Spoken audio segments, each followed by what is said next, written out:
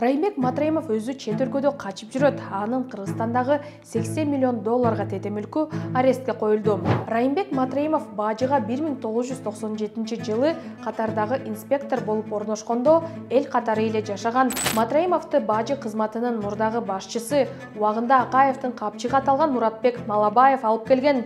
Жээнбековдо суранган деле муну коюп бердим. Эке $400 миң алып алып, башканы койдуңар. Атамбаевдин доорунда Матраимов карьерасындагы эң жогорку кызматка келет. Сиздин командаңызга кошулганыма чейин жөн гана Райымбек болсом, кийин эле сиз Райым Миллионатка кондурдуңуз. Атамбаевдин президенттик мөөнөтү аяктап жатканда Матраимов менен мамилеси бузулат. Атүгүл кызматын тапшырарга 1 күн калганда Матраимовду Сапар Исаковдун буйругу менен иштен алат. Андан кийин 8 жыл жакшы болуп, анан мен кызматка келгенде жаман болуп калат аларга. Райым ата фондунун келечекте Райым атада фонду болот. Матраимов Мекеним Кыргызстан партиясын парламенттик шайлоого катыштырат. Шайлоого катышкан атсаң, анда тиги жогору жактын батасын алдыңбы десем, ооба, мен президенттин батасын алдым деди. Ал кезде Сооронбай Жээнбеков болчу дейм. Транзит сигарет эле Белоруссиядан ар бир машинаны 150 миңден жапканда $7 миллион bir күндө табат. Agar çende dokumentini bersen, sen bunu diken ikinci seriyasını yani dokument verip çıkarsan, erkekti seni öldürgüzemiz dedi. Райым Матраимов дегенде бардыгы тизилеп калышкан. Райым Матраимовдун үнүн укканда бардыгы чурка бара турган болуп калышкан.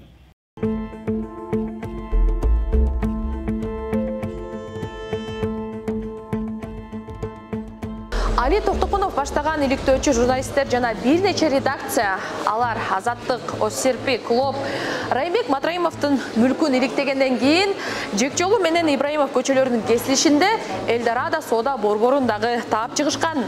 Ошол кезде иликтөөчү журналисттер бул соода борбору Райымбек Матраимовго караштуу экенин фактылар менен далилдеп көрсөткөнүнө карабастан, Матраимовдор муну караманча четке кагышкан. Бирок ошого карабастан Райымбек Матраимов коррупция беренеси боюнча соттолуп, сотто 2 миллиард сом төлөп берүүгө милдеттендирилгенде, дал ушул Элдорадо соода борбору жайгашкан имаратты меники деп мамлекетке өткөрүп берген. 2021 жылдан баштап бул имаратта калкты тейлөө жана ишкерлерди тейлөө борбору иштеп келет. Ушул күнгө чейин миңдеген адам келип, бул жактан көлүк, паспорт, салык төлөп патенттерди алып кетип жатышат. Башкача айтканда, элге бул имараттын пайдасы жакшы эле тийип жатат. Жакында эле Улуттук коопсуздук мамлекеттик комитетинин төрагасы Камчыбек Ташиев Матраимов өзүнүн байлыктарын мамлекеттен уурдап жыйнаганын билдирип, жакын арада анын $80 миллион мүлкү мамлекетке өтөөрүн жарыя кылды. Медиа хаб алдыда Матраимовдорго караштуу кайсы жер тилкелер, хан сарайлар, бизнестер жана коммерциялык жайлар мамлекетке өтөөрүн ачыктайт. Биз менен калыңыз, экранга жакыныраак келип, жакшы жайгаша берсеңиз болот. Анткени тизме узун. Аты жөнүм Элвира Султанмурат кызы. Саламатсызбы? Өмүр бою мамлекеттик кызматта иштеген Матраимовдордун эң көп алган айлыгы 70 миң сомдон ашкан эмес. Мынча байлык мамлекеттик кызматта иштеген расмий бизнеси жок Матраимовдордун декларацияларынан да таба албайсыз. Элди тоногону аз келгенсип, Матраимовдордун кланы мыйзамсыз киришиге саясий таасирин бекемдеп, Кыргызстанды мына биз башкарабыз деп калышкан. Журналисттик иликтөөлөрдүн негизинде Матраимов коррупция боюнча соттолуп, казынага уурдалган 2 миллиард сомду кайтарганы менен бажыда Матраимовдун коррупциялык схемасы дале иштеп жатканы айтылып жүргөн. Убакыт өтүп Матраимовдордун бажыдагы ондогон адамы иштен айдалды. Райымбек Матраимов бажыга 1997 жылы Катардагы инспектор болуп орношкондо эл катары эле жашаган. Бир туугандар Оштогу Зайнабидин районунда советтик доордо салынган аянты 60 чарчы метрден ашпаган батирлерде турушкан. Мына ошолор да арестке коюлду. Матраимовдор 2005 жылдан тартып чоң кызматтык секирик жасаган. Райымбек Матраимов Ош бажысынын жетекчи орун басарлыгына дайындалса, 2006 жылы Искендер Матраимов кадр кызматынын түштүктөгү өкүлчүлүгүнүн башкара баштайт. Матраимовдор жашаган турак жайлар да ушул убакыттан тартып өзгөрүп, престиждүү райондорго көчө баштайт. Оштун борборундагы Актура дарыясынын боюндагы 10 соттук жерге үй-бүлөнүн алгачкы хан сарайы курулат. Үйдүн бүгүнкү күндөгү базар баасы $500 миллион ашат. Сары хан сарайда мамлекетке өтүп жатат. 2009 жылдан тарта Матраимовдор Бишкектен мүлк сатып ала баштайт. Анын дээрлик көпчүлүгү апасына катталат. Эркиндик бульварындагы тажылуу үйдө Райымбек Матраимовдун 280 чарчы метрлик пентхаусы бар. Анын 2 жыл мурдагы баасы $200,000 кем эмес эле. Андан бери Бишкекте үйлөрдүн баасы эселеп кымбаттады. Матраимов шаардын четинен дагы мүлк алган. Бишкектин чек жакасындагы байлар жашаган Аларча VIP шарчасындагы 2400 чарчы метрлик хан сарайы бар. Ал 58 сотук жерде салынган. Башкача айтканда, Матраимовдордун коросу Бишкектеги эң кымбат. Бул шарчадагы королордун эң чоңу. Биз интернетте бул VIP шарчасында сатылып жаткан үйлөрдү таптык. Мисалы, бул 8 сотук жери менен үй $600,000 сатылып жатат. А Матраимовдун вилласы мындайдан 7 барабар болуп жатпайбы? Аны 7ге көбөйткөндө $4 миллион ашык акча болуп жатат. Эгер Матраимов биз жогоруда айткан айлыгына гана жашаганда, болгондо дагы анын 1 сомундагы коротпой чогултканда дагы мындай жер тилкесин 5484 жылда гана сатып ала алмак. Анан дагы бул катардагы эле особняк эмес. Буга чейин журналисттердин колуна тийген сүрөт, видеолордон үйдүн ичи алтын жалатылган декор менен кооздолгону, сыртында фонтан, эстеликтер, спортзал бар экенин көрүүгө болот. Ошондой эле Бишкекте Матраимовдордун Акунбаев, Манас көчөлөрүндө жана Асанбай Кичи районунда кымбат баалуу батирлери бар. Пентхаус, Аларчадагы вилла жана апартаменттер дагы конфискацияланды. Андан сырткары мамлекетке Матраимовдор атасынын урматына курган Кара Суудагы Исмаил Ата мечити да өтүп жатат. Ош шаарында да Матраимовдор кыйла байлык жыйнаган. Матраимовдордун Эрем спорттук клубуна, шаардагы жер тилкелерине, народный дүкөндөрүнө, Оштогу Резиденция районундагы хан сарайларына жана коммерциялык жайларына да арест коюлду. Бишкектеги Матраимовдун ири активдеринин бири Киев Тыныстанов көчөлөрүнүн кесилишинде курулган Байташ Тауэр. Документтерде ал чет өлкөлүктөргө катталганы менен турак жай комплекс Матраимовдун акчасына салынганы айтылууда. Медиахабтын өздүк булактары бул үйдөгү Матраимовго тиешелүү коммерциялык жайларга арест коюлуп жатканын билдиришти. Ал эми бул имарат УКМКга өтө элек. Ош шаарындагы Динамо спорт клубуна жанаша жайгашкан жер менен коммерциялык жайды Матраимовдор Максут Ахметовго каттаган. Ал Матраимовдордун кол алдында иштеген адамдардын бири. Ахметов 2020 жылы 6 октябрда Тилек Матраимов менен Өзбекстанга кошо качкан жана кармалганы белгилүү. Бул объект Ахметовго 2017 жылы катталган. Жалпы биздин тизмедеги объектилердин 20-сына үстүбүздөгү жылдын 19 январында УКМКнын өтүнүчү менен арест коюлду. Ал эми Матраимовдордун Ысык көлдөгү коттеджи мамлекетке өтүп өтпөгөнүн ачык булактардан тактай алган жокпуз. Криминалды түп тамыры менен жок кылыш керек. Бул деле биздин талабы болгон. Биз деле мисалы үчүн ошол октябрь учурунда криминалга каршы бийликте криминал болбосун, ОПГ болбосун деп кайра-кайра чыгып жүргөнбүз, туурабы? И азыр болсо Канчыбек Ташиев дагы аягына чейин ошо Матраимовдун бүт мындай бийлигин, байлыгын жок кылмайынча бир сигнал жетпейт да.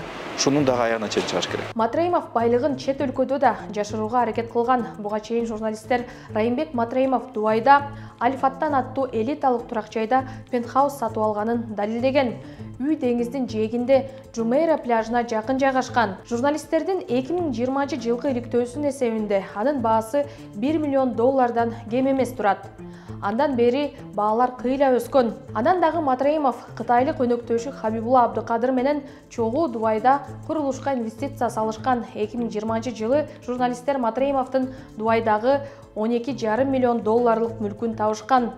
Андан бери дагы канча капиталын четке чыгарып кетти, азырынча белгисиз. Матраимовдор Кара Суудагы Авто Экспресс Инвест, Канттагы Юнилаб терминалдарынын дагы ээси. Кытайдан жүк тартып келген унаалар дал ушул терминал аркылуу өтүп турушкан. Бир машиненин кирип чыккан эле $3,000 кем эмес. Күнүнө жүздөгөн жүк унаасы кирип чыкканда эле эбегейсиз киреше терминалдан түшүп турганын эсептөөгө болот. Өзү бажы кызматында иштеп турган учурда бажы терминалында ээлик кылуусу кызмат абалынан кыянат пайдалууга жатат. Андан тышкары Матраимовго тиешелүү жүк ташыган компаниялар дагы болгон. Алар ушул күнгө чейин иштеп жатат. Болгону алардын ээлери өзгөргөн болушу мүмкүн. Матраимовдун чет өлкөдөгү байлыктары, терминалдары, логистикалык компаниялары дагы мамлекетке кайтарылабы? Аны убакыт көрсөтөт. Матраимов бажыда 20 жыл иштегени менен элге чыгып эч качан сүйлөгөн эмес. Журналисттерге да интервью берген эмес. Ал дайыма көмүскөдө жүрчү. Матраимовду бажы кызматынын мурдагы башчысы убагында Акаевдин капчыгы аталган Муратбек Малабаев алып келген. Азаттыктын ишенимдүү булактары Матраимов бажыга келгенге чейин Малабаевдин шопуру болгон деп айтышкан. 1997 жыл 26 жаштагы Райымбек Матраимов бажы кызматынын Ош башкармалыгынын аткезчилик менен күрөшүү бөлүмүнө инспектор болуп ишке кирет. 7 жылдан соң бажынын Ош башкармалыгынын жеке курам менен иштөө бөлүмүнүн башкарат. Андан ары Матраимов жетекчилик кызматтан түшпөйт. 2005 жылы Ош бажысынын жетекчисинин орун басары дагы 2 жылдан кийин башчысы болот. 2010 жылы апрель революциясынан кийин Матраимов облустун ошол кездеги губернатору Сооронбай Жээнбековдун буйругу менен кызматынан алынат. Ошондо убактылуу өкмөт өкүлдөрү Алмазбек Атамбаев менен Азимбек Бекназаровдун телефон сүйлөшүүсү тарайт. Анда Бекназаров Атамбаевди кеминде $400 000 пара алгансың деп айыптайт. Кийин сөз Матраимов тууралуу болгону ачыкталат. Мен түшүндүм силердин кемекениңизди. Эми эки тамыр үчүн эки тамыр деген эмес, оттак. Ояктан тиги Жээнбековдо суранган деле муну коюп бердим. Эке $400 000 алып алыптыр, башканы койдуңар. Кимди койдук? Кимди койдуңар? Сооронбай үй алат азыр жерде Ошто. Символдорун койдулар. 2015 жылы Матраимов бажы кызматынын төрага орун басарлыгына дайындалганда Бекназаров Атамбаев менен Матраимов тууралуу сүйлөшкөнүн ырастап берет. Муну революционерлер азыркы Сооронбай губернаторлор муну кууп чыгыптыр таможняданчы. Ордуна башка бир баланы коюптур. Анан алар мага берип атпайбы, муну баланы биз койсок Бишкектен дейт. Бул $700 000 $400 000 берип туруп кайра приказ алып келди. Бул эмне деп Сооронбай ыйлап атат да, Бишкекте эмне кылып атасыңар деп. Анан мен ошону Атамбаев кызмат этип атам деп, биякта Сооронбай ыйлап атат. Мындай болбойт да деп. Ошо боюнча анан иштеп калбады ушул убакка. Сен иштеп адыр биякка зам болуп келиптир. Конечно, акчанын күчү менен да. Мен ал баланы кийин бир көрдүм, мындай кичинекей бойлуу бала экен, бир жерден көрдүм. Анан ал бала өмүр бою эле ошол жанагы кошелек окшоп пул менен иштеп келген бала экен. Бирок Атамбаев пара алган эмесмин деп актанат. Атамбаевдин мен түшүнгөнүм боюнча эки командасы болгон, бирөөсү расмий, бирөөсү бейрасмий. Ошо бейрасмий Илмиянов жетектеген, ал ошол водительдин продукты болуп калган да. Бул мындай бейрасмий өзүнчө күчтүү бир кошелекке айланып калган. Ошол кошелек көп акча деген дайыма бул таасир этет. Көп акча деген дайыма саясатка таасир этет. Эң өкүнүчтүүсү бул коррупциялык акча, арам акча биздин Кыргызстандын саясий тагдырын чечип калган. Атамбаевдин доорунда Матраимов карьерасындагы эң жогорку кызматка келет. Матраимов кызматтан алынганга чейин Казакстан чек арада көзөмөлдү күчөтүп, кыргыз товарлары экспортко чыга албай, жүк ташуучу унаалардын бир канча чакырымга созулган узун кезеги жаралаган. Коңушу өлкө муну аткезчилик менен күрөшүү деп түшүндүргөн. Казакстандын премьер-министри ЕЭПнин жыйынында Кытай менен Кыргызстандын соодасы боюнча экспортту ар башка болуп жатканын айтып, бетке кармаган. Кытай Кыргызстанга экспорт $2,6 миллиард түзгөн деп көрсөтсө, Кыргызстан Кытайдан импорт $900 миллион жетти деп жатат деген. Атамбаев муну мойнуна алган эмес. Маселе Назарбаев менен ЕЭПте дегендей кылып, кыргыз товарлардын сатуунун башка жолдорун караштырууга тапшырма берген. Атамбаевдин президенттик мөөнөтү аяктап жатканда Матраимов менен мамилеси бузулат. Атүгүл кызматын тапшырарга бир күн калганда Матраимовду Сапар Исаковдун буйругу менен иштен алат. 2019 жылы Матраимов коомчулукка алгачкы жолу кайрылуу жасап, Атамбаевдин кызы менен анын кайненежеси ортосундагы унаа токтотуу жайда чыккан чырдан улам иштен алынганын айтып чыккан. Ошондо Райымбек Матраимов Атамбаевке жана анын КСДП партиясына 2010 жылдан бери ар тараптуу көмөк көрсөтүп келгенин жана үй бүлөлүк катышта болгонун ачыктайт. Сиздин командаңызга кошулганыма чейин жөн гана Райымбек болсом, кийин эле сиз Райым Ülөнатка кондурдуңуз. Жеке өзүңүздүн жана жакын кишиңиз Икрам досумдун колдоңуздар аркылуу Бишкекке которулдум. Борбордо да сизди уят кылбай иштедим. Командаңызда эң ишенимдүү адамдарыңыздын бири болуп жүрдүм. 2017 жылдагы президенттик шайлоодо Матраимовдор Сооронбай Жээнбековго иштегени айдан ачык болгон. Кара Суудан Жээнбеков эң көп добуш алган. Кызыгы ал президенттик кызматка кирип жатып, коррупция менен күрөшөм деп убада берген.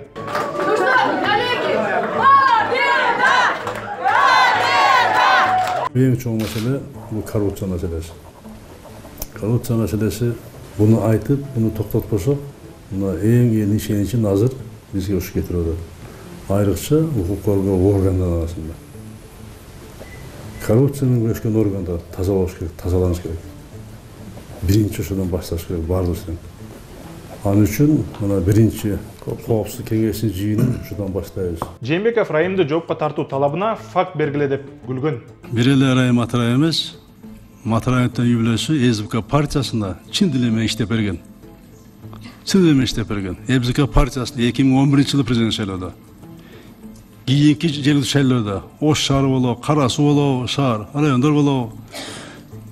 Жогорку кеңештин мына 15 жыл шайлоосунда катыштап берген. Мына Искендер Матраимов СБК партиясында азыр мүчөдө. Партия мүчө и депутат да 27-чи болуп кирген. 12-жылы иниси аким болду. Аким болуп, ошодон бери СБК партиясында иштеп келатат да. Андан кийин 8 жыл жакшы болуп, андан мен кызмат келгенде жаман болуп калат аларга. Маштып. Райым Ата фондунун келечекте Райым Атада фонду болот. Бул 2019-жылдын май айы жоон топ чиновниктер Матраимовдордун Кара Сууда өткөргөн волейбол турнирин көргөнү барышкан. Арасында өкмөт жетекчилери, парламенттин төрагасы, депутаттар, экс-чиновниктер бар.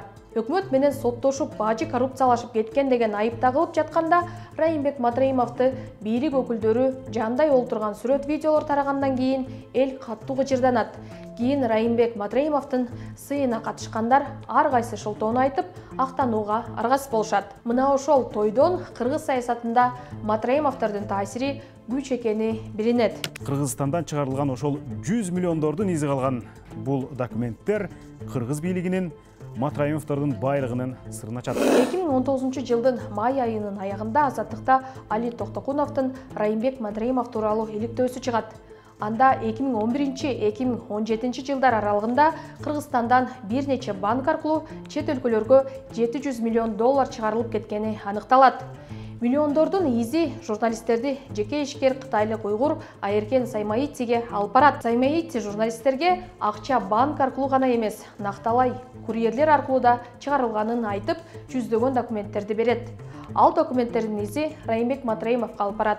Иликтөөдө Матраимов бажыда коррупциялык схема түзүп, Хабибулла Абдыкадыр аттуу кытайлык ишкердин аткезчилик иштерин калкалап турганы билинет. Бул үчүн Матраимов ири пара алып турган. Анын бир бөлүгүн Саймаити Туркиядан Кыргызстандагы Матраимовдордун фондуна которгону банк документтери аркылуу ырасталган. Мындан тышкары жүк ташыган ишкерлер журналисттерге Матраимов бажыда кантип пара аларын, өздүк жүк ташуучу компаниялар аркылуу бажыны кандайча монополия кылып алганын айтып арызданышкан. Ар бир жүк ташыган машинадан кеминде 500 доллардан 3000 долларга чейин алып турганын айтып беришкен. Кийин сотто Матраимов муну моюнга алып, ошонун негизинде 2 миллиард сом мамлекетке кайтарган. Иликтөө чыккандан кийин Матраимовдун кылмыштуу аракеттерин ачыктаган ишкер Айеркен Саймаити Стамбулда киши колдуу болот. Агар чынында документти берсең, сен бундайкен экинчи сериясын документ берип чыгарсаң, эркекти сени өлтүргүзөбүз дейт.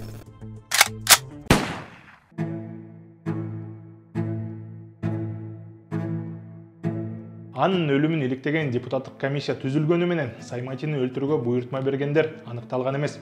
Тескерисинче, УКМК дагы, Фимпол дагы такталбаган маалыматка таянып, журналисттердин иликтөөсүн бурмалоого аракет жасаган. Ошол кезде Фимполицияда жетекчинин ордун басары Эмил Жамгырчиев эле бийлик Матраимовду суудан кургак чыгарган. Саймаити өлтүрүлгөндөн кийин Али Токтокунов баштаган журналисттердин тобу бажыдагы коррупция тууралуу иликтөөлөрдүн сериясын чыгарган.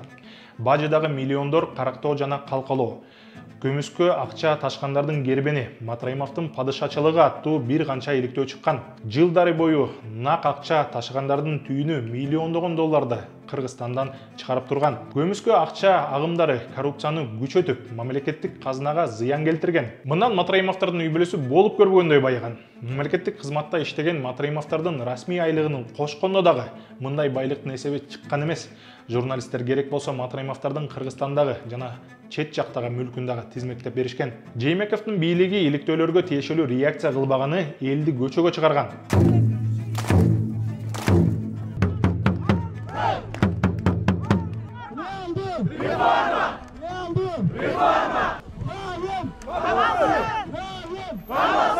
Бишкекте реакция аттуу масштабдуу акциялар өтөт. Миңдеген адамдар бийликтен Матраимовду жоопко тартууну талап кылат. Жээнбеков көрмөксөн билмексен болуп коет. Матраимовдор болсо бийликтен калкалоону сезип, иликтөөчү журналисттерди сотко берип, саясатка ачык эле аралаша башташат. 2020 жылдагы парламенттик шайлоодо Матраимовдордун дымагы өлкөнү башкарам деген амбициясы билинген Матраимов Мекеним Кыргызстан партиясын парламенттик шайлоого катыштырат. Мекеним Кыргызстан мамлекетти алдыга сүрөгөн партия.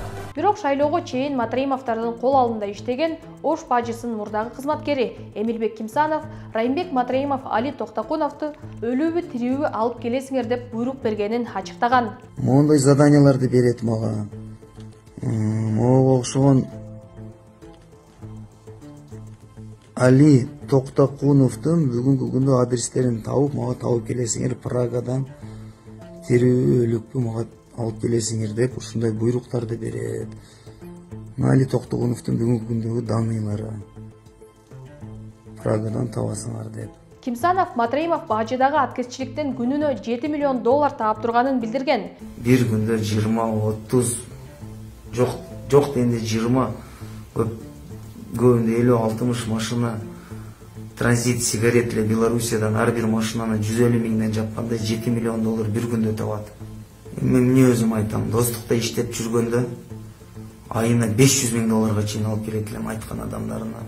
Ошодон 20 миң доллар берип коет, ошо 10 бала бөлүп алгыла деп. Калганы мунуку. Кимсановдун билдирүүлөрү текшерилген эмес. Тескерисинче, Санкт-Петербургда качып жүргөн жеринен Кыргызстанга алып келип, башка эле иш боюнча СИЗОдо кармашкан. Ошого карабастан Райымбек Матраимовдун партиясын бир топ белгилүү саясатчылар, экс-депутаттар айланчыктап, аны менен партиядагы тизмени соодалашкан. Райымдын партиясы шайлоого эң көп акча чачкан. Мекеним Кыргызстандын баннерлери ар бир айылга иленип, шайлоо кампаниясында миңдеген адам иштеген. 2020 жылдагы шайлоо тарыхта эң ыплас бойдон калды. Оңбогондой добуш сатып алуу, административдик ресурс колдонуу болгондуктан элдин талабы менен 2020 жылкы шайлоо жокко чыккан.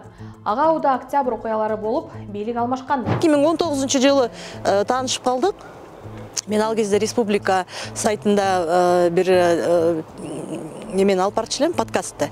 Анан ошол жерден чакырып, Асердин изилдөөлөрдөн кийин өзүм чакырып сүйлөшөйүн, интервью кылайын деп анан Элнур Алканова аркылуу сүйлөшүп берчи келсин десем баш тартып койду. Бирок кийин 19-жылы өзү демилге кылып мени чакырды да, апрелде чакырып анан сунуш кылды. Мен ушинтип шайлоого даярданып атам, партиялар түзүп атам. Бир эмес бир нече партия менен шайлоого барам. Сиз ошо мен партияма катышып бербейсизби, шайлоого катышып бербейсизби, талапкер катары бүт компаниясын баарын каржылап берем деп ушундай сунуш кылды. Бирок мен ал сунуштан баш тартып койдум. Шайлоого катышкан атсаң, анда тиги жогору жактын батасын алдыңбы десем, ооба, мен президенттин батасын алдым деди. Ал кезде Сооронбай Жээнбеков болчу дейм, баягы айтылып калат го, батасын алмайынча, добро бермейинче шайлоого катышса болбойт депчи. Ооба, мен батасын алдым. Бир эмес бир нече партияны чыгарам деди. Кайсы партияга мен чыгасыңар десем, бир эмес бир нече партияны чыгарам деди. Мен ичимен ойлоп койдум, бул жогорку кеңеште басып алган атыптыр деп койдум да. Ошо шайлоо коррупциясын аябай өркүндөтүп жиберишти дейм. Ага чейин деле бар болчу, бирок именно ошол шайлоодо, 20-жылдагы шайлоодо шайлоо коррупциясы бир добуштун баасы болбогондой өстү да. Садыр Жапаров түрмөдөн чыгып эле өкмөт үйүнүн алдында элге кайрылуу жасаганда мындай деген. Райым миллион камалат. Мен азыр толук кандуу ишке кирише элекмин. Киришкенден кийин камалат. Кийин Матраимов чын эле суракка чакырылып, кармалган. Сотто бажыда коррупциялык схема түзгөнүн мойнуна алып, тергөө менен кызматташууга барганы үчүн 2 миллиард сом казынага төлөп берип, жазадан кутулган. Бирок иликтөөчү журналисттердин тапкан фактылары Матраимов мындан дагы көп акча урдаганын далилдеген эле. Матраимов менен кошо түштүк батыш жана түндүк чыгыш бажыларынын мурдагы башчылары Нурлан Ражабалиев жана Абдывахап Боронбаев соттолгон.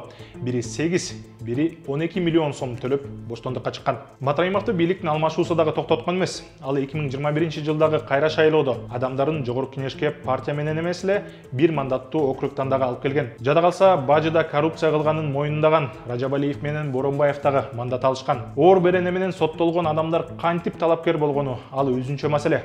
Матраимовдун агасы Искендер Матраимов, бизнес өнөктөшү Алишер Козуев, жакын колдоочулары Шайлебек Атазов, Надира Нарматова, Мейкенбек Абдалиев дагы депутат болуп келишкен. Матраимовдун өзү коррупционер болгонуна карабастан жогорку кызматтагылардын тойлоруна, жакшылыктарына катышып, сыйлуу конок болуп жүрдү. Бишкекте муфтиятка жаңы имарат менен мечит куруп берип, ачылыш аземине катышты. Муфтийдин колунан сыйлык алды. Белгилүү блогерлер, ырчылар Матраимов менен сыймыктана сүрөткө түшүп, элге таратышты. Бажыдагы коррупция, Матраимовдордун таасири, сансыз жыйнаган байлыгы, декларацияга төп келбеген мүлкү тууралуу иликтөөлөр чыккандан 4 жыл өткөндөн кийин гана бийлик Матраимов 20 жыл бажыда иштесе, мамлекеттен уурдап байлык топтогонун мойнуна алды. Азыр УКМК убагында эбегейсиз таасири бар Матраимовдордун кланы менен кызуу күрөш жүрүп жатканын жарыялап жатат. Алар менен байланышы бар бажычылар, чиновниктер кызматтан алынып жатат. Мурун Матраимов менен жеке мамилеси бар сыймыктангандар азыр актанып, байланышын танып жатышат. Коррупция боюнча классический пример. Вот Раим Матраимов. Раим Матраимов дегенде бардыгы тизилеп калышкан. Раим Матраимовдун үнүн укканда бардыгы чурка бара турган болуп калышкан. Так. Ал каяктан байыды? Кайсы бизнести кылып байыды? Эмне иш кылып байыды? Анын бардыгын мамлекеттен ондогон жылдар уурдап жүрүп байыды. Мамлекетти уурдап канын сору байышты ушулар. Эми андай болбойт. Матраимов өзү качып жүргөндө иниси Тилек Матраимов Ош газ ишканасынын директорунун ордун басары кызматтан алынды. Ал эми муфтий Замир Ракиев отставкага кетүүгө аргасыз болду. Убагында Матраимовго чаң жугузбаган финполчу Эмил Жамгырчиев мандатынан ажырап, соттолуу алдында турат. Эми Матраимовдун кол алдында иштеп, анын уурдалган акчаларын бизнеске салып, адалдоого жардам бергендердин жоопкерчилигичи эмне болот? Бул боюнча оюңуз кандай? Иликтөөгө пикириңизди билдириңиз, видеону таратыңыз. Көрүшкөнчө.